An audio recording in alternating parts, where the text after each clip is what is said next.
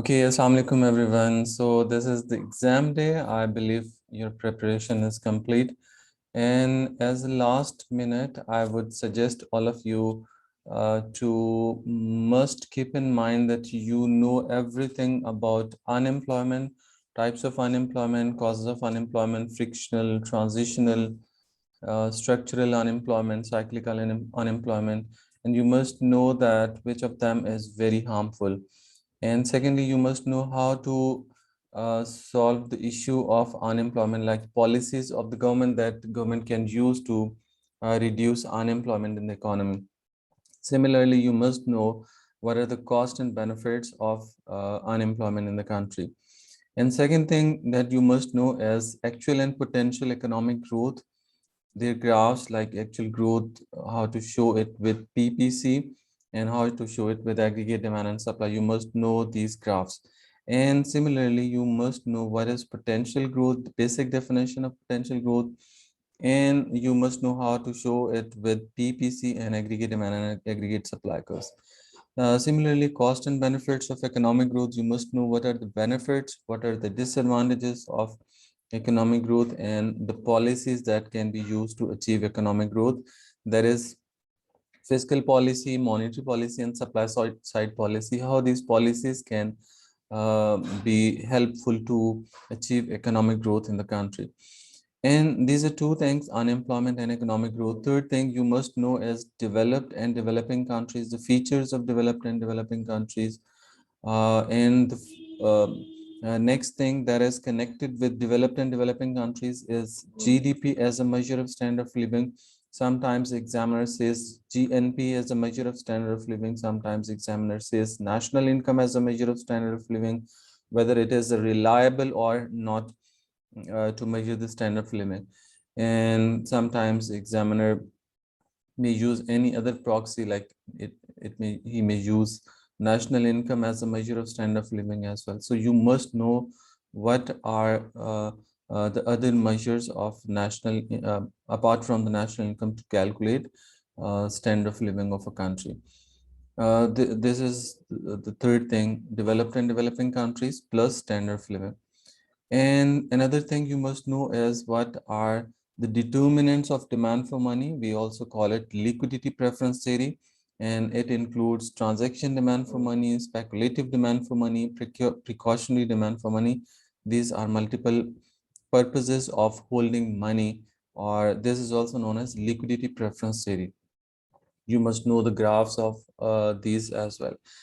The graph of like you can see transaction demand for money is positively sloped, which shows that whenever income increases, quantity demand for money will increase, like people will hold more money. And you must know the graph of speculative demand for money, the liquidity trap as well. And another thing you must know is how interest rate is determined in money market. Interest rate is set at a point where demand for money and the supply of money intersect each other. Supply of money is vertical straight line and demand for money is just a normal demand curve. You show quantity of money on X, you show interest on Y axis, right? So when demand and supply intersect each other, interest rate is set there. And sometimes examiner says that how interest rate will be effective if there is quantitative easing. Quantitative easing means government is, that is central bank is increasing money supply. Quantitative easing means central bank is easing the quantity of money, means increasing the quantity of money. So what you will have to do is you will have to make an initial equilibrium graph, then shift money supply curve to the right, showing a decrease in rate of interest. Examiner also asks question relevant to the other impacts on the economy due to the quantitative easing. So whenever there is quantitative easing, first of all, we will see that interest rate will decrease.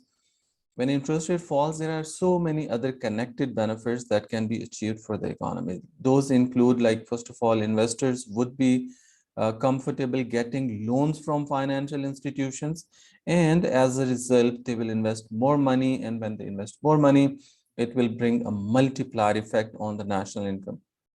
So you will have to basically incorporate the concept of multiplier as well. And it will also create job opportunities in the society.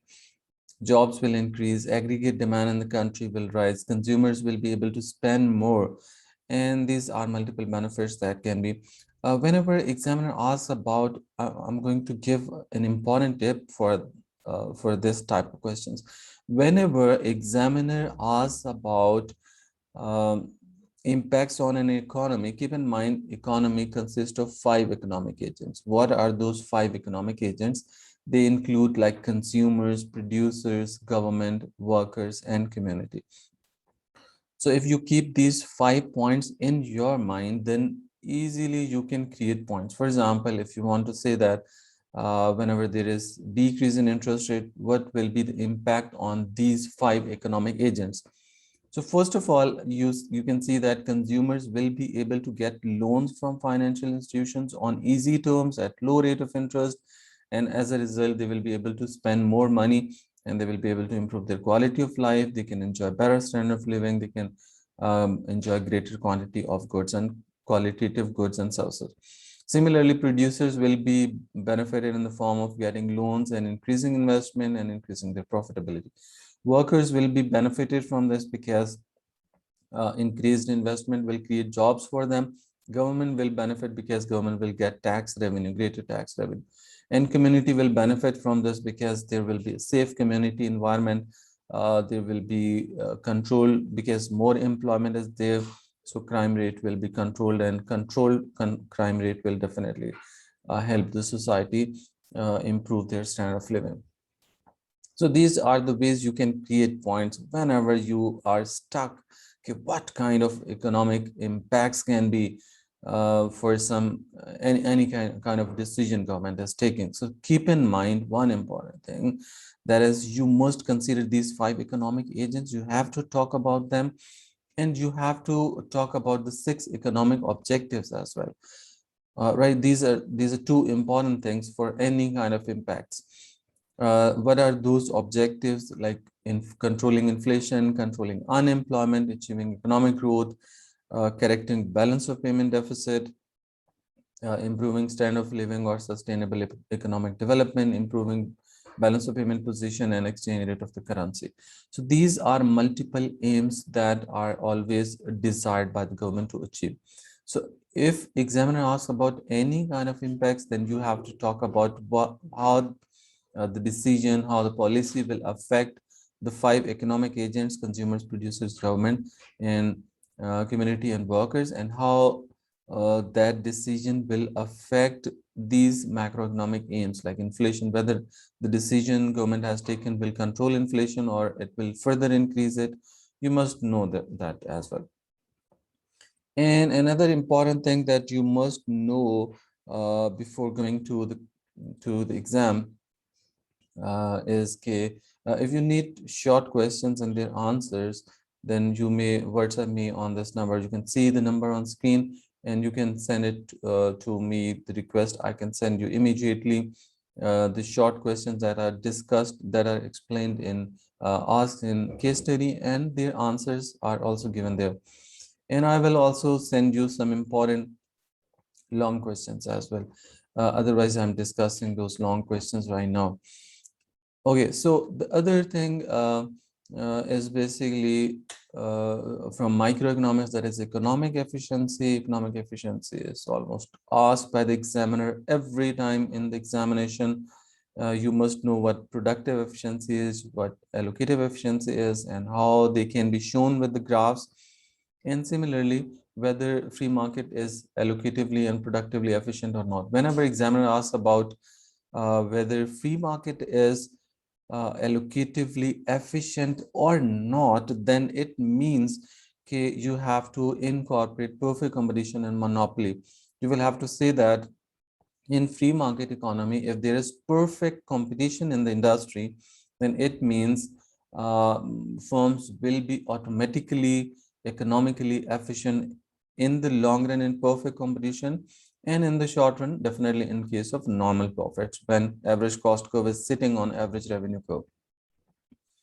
And the other thing is monopoly. And in case of monopoly, these basically objectives or these efficiencies are not achieved because monopoly is involved in underproduction and overcharging.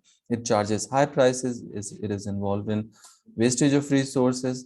These are the basically stuff that are you have to discuss in this question. This is really a short topic. It contains 3 pages. I have told you earlier as well. And if you whatever examiner asks the question, you have to write those 3 pages, right? If you even don't relate to the question and you just write those 3 pages, you answer at least 70% question will be answers or answered automatically, whatever question he is asking. But the best thing is you must consider what statement is asking and then relate that content to the statement of question to get maximum possible marks. Okay, so the next important thing is consumer equilibrium, how consumer equilibrium is set in the market and how it may change due to changes in price. You have to talk about consumer equilibrium where demand, where basically budget line is tangent to the indifference curve, and you have to make the graph as well. You have to identify the points where quantity of X and Y goods can be purchased by the consumers. Then whenever there is change in price, generally you can incorporate decrease in price, and when there is decrease in price, there will be 3 different impacts. One is price effect, other is substitution effect, and third one is income effect. You must be clear about that. If you're good at this topic, then this topic will really help you to capture one question, inshallah. And the other thing, examiner generally asks about consumer equilibrium relevant to topic relevant to consumer equilibrium. That is whether if there is fall in price, whether there will be always a rise in quantity demand or draw a demand curve. Such kind of questions are asked. So keep it in mind, whenever price falls, quantity demand for normal goods will rise, and the demand for normal goods will be a normal demand curve that will be negatively sloped, right?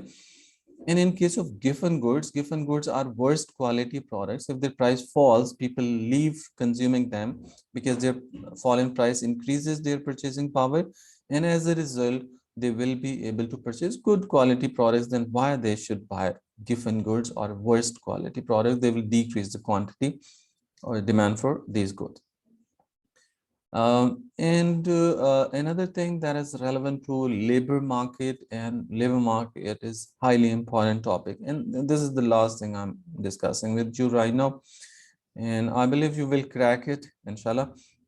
Your preparation would be great, and you will perform well, inshallah, and you will get definitely best results as well. The last thing is relevant to labor market I'm going to discuss. Generally, examiner asks question, what are the causes of wage differentials? Causes of wage differentials mean why different people earn different amounts. Whenever this question is asked by the examiner, you have to talk about the first factor, that is demand and supply of labor. Definitely the workers who are in high demand, they receive high wages, and who are out of demand, their demand is low, then they will receive low wages. You have to make graph as well. So you will make the equilibrium graph where demand and supply curves meet each other, and then you will have to shift demand curve, demand for labor to the right, showing that the workers whose demand is high, they are receiving high wages. So demand rightward shift and demand will shift equilibrium upward, and wages will rise definitely. On the other hand, if there is decrease in demand for labor, means workers who are in low demand, their demand curve will shift to the left, and as a result, their wage rate will fall.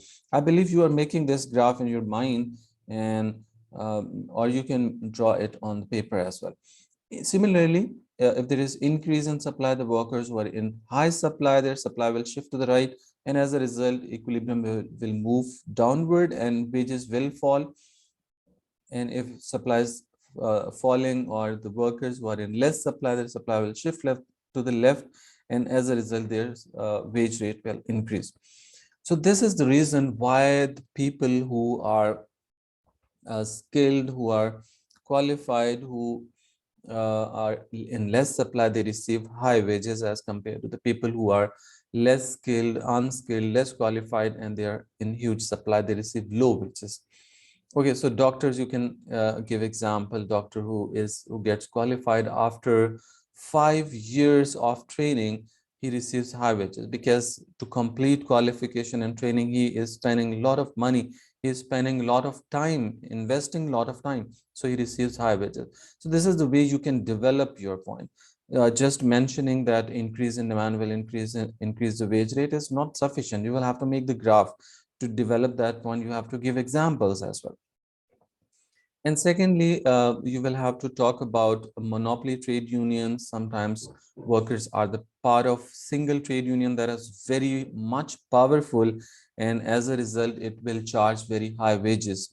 And you must know the graph how monopoly sets wage rate. Wages are, you will have to make three lines. One is marginal revenue product of labor. The other one will be average cost of labor, that is supply of labor. And then you will have to make another graph that will be marginal cost of labor. So marginal cost of labor um, and marginal revenue product of labor intersect each other at a point, and that point is equilibrium from monopoly, and monopoly charges high wages as compared to the open market wage rate, and it provides less number of workers to the industry. And on the other hand, you will have to talk about monopsony employer. And monopsony employer means the single employer of labor. If there is single employer of labor, means there is only one firm or there is only one business that is hiring workers, then definitely what will happen is it will try to pay lowest possible wage. You must know the graph of monopsony employer as well. Then qualifications, skill, abilities, these are the factors that affect wage rate. Different people earn different amounts because of these factors. Sometimes people are working some dirty jobs. Sometimes they are working in unsociable hours, so they receive high wages. Whenever we talk about dirty jobs in economics, it does not mean dirty jobs does not mean dealing with the dirt. It means doing some job that is highly risky, that has more life threat. For example, in Germany, pilots are paid the most because they are basically facing high risk of life threat. And another thing you must consider is there are local pay agreements as well.